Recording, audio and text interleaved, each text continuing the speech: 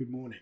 This is my first talk on Insight Timer, and hopefully the beginnings of what at the end of the road will be a podcast. I wanted to talk today about resistance, and resistance really around what stops us from being the person we know deep down we are, or we can feel we could and should be. I do a lot of my thinking when I'm out for a walk early in the morning, put a rucksack with 20 kilos on and just walk. I'll listen to a podcast, or I will record a voice note for me just thinking out loud. And I did that yesterday. And I'd gotten to a point where for a very long time now, I've been thinking about starting on this journey. And I haven't.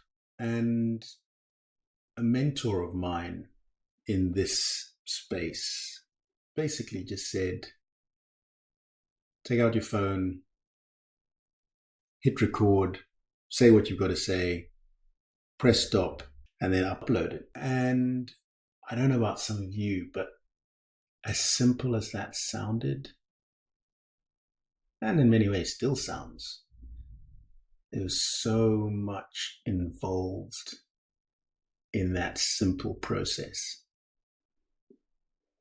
Things that I probably wasn't and am likely still not fully aware about.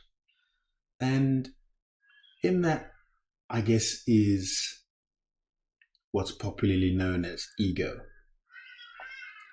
And ego can be described in a number of ways, or understood in a number of ways.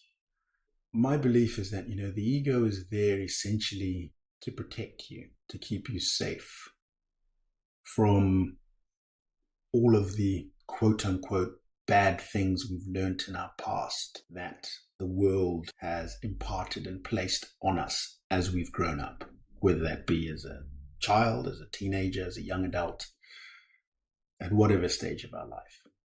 We've learnt from pain, and the ego is there to help us stop feeling that pain, or to help us avoid that pain.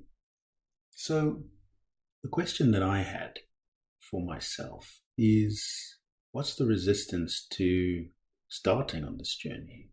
And what is it that the ego is trying to keep me safe from? And fundamentally what showed up was the ego is there trying to keep me small so that I wouldn't put myself out here in a space which is open-ended and never-ending. And a lot of us, if not all of us, have received a comment which is judgmental in person, or you overheard someone saying it. We've perhaps responded to something on social media and had less than positive remarks said to us about that, or seen that happen to somebody else, seen somebody completely and utterly berated or torn down. And it's natural for that to instill fear, worry, trepidation. Quite recently, a good friend of mine who, as I've been grieving, really shown that they were a close friend of mine, a lot closer than at the time I actually realized, was sadly killed recently in an accident.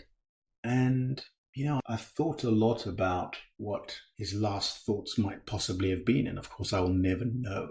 However, what it did do is make me reflect on what I wanted my last thoughts to be, whenever they may be. And it was that I'd lived a full, true, and authentic life. So I asked myself the question, is being small living a full, true, and authentic life? And the answer is no.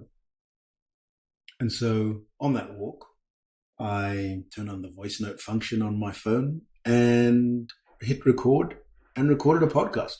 Got back, sent it to my mentor, said, hey, I pressed record. and it's out there. I'm going to upload it. And I listened to it, and it was rubbish. Not as in the content, but just there was background noise, there was cars driving past, there was wind blowing, you know, people walking past and me saying hello to them, or a bicycle ringing a bell. It was just a lot of distraction.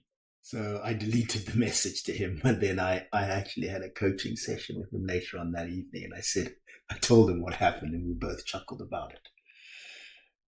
Regardless of what that first podcast was like, I still have the original copy, and it'll still always in my mind be the first podcast. This is essentially the second one, and I'm using a mic and hopefully a cleaner and clearer environment. But the main thing was I got out of my own way. And that's the thing, is that all too often, with all completely realistically, the main thing that stops us from living a full, true, and authentic life is ourselves. We have a part of ourselves, which one can label as the ego, which wants to protect us from whatever. For me, in this case, it's being small. And being small isn't necessarily a bad thing. Being small in this context is really about not stretching out and expanding and saying, this is truly me, and seeing what comes from that. And I'm really excited to see what comes from this. So my parting point to you today is take some time to stop and reflect and focus in on an element of resistance that you have in your life towards something or someone, and ask yourself that simple question: what is the resistance around this thing? And see what comes up. All the best. Thank you.